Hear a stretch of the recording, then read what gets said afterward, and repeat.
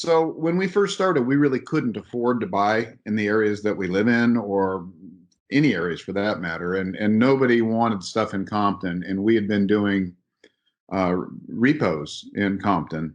Scary. And ended up getting one that was a REO, which is real estate owned. For those of you out there, it's basically a foreclosure. And we got it for a real good price because it was in a scary part of town and it was a scary house. But someone had built a room behind the garage, and I am not advocating this by any stretch, guys. But if it were to happen and you were able to do it, that's how we hacked the crap out of this house.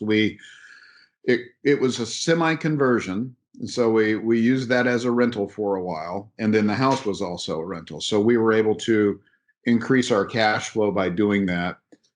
So we basically had two rentals on one property. And again, I'm not advocating that, but it's how we got started, I have to admit. And we ended up, it was a forced purchase, as I said. We had a partner on it, which kind of makes me squeamish, but we had a partner on it. He owed some tax debt. The IRS called me and said, "Hey, look, we're going to take the house." And I went, "Ooh."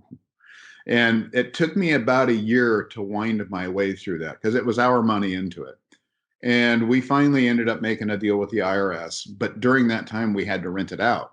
Remember, this was a flip and we had to rent it out. So we were making cash flow at that point. And we thought, wow, I guess we should keep it.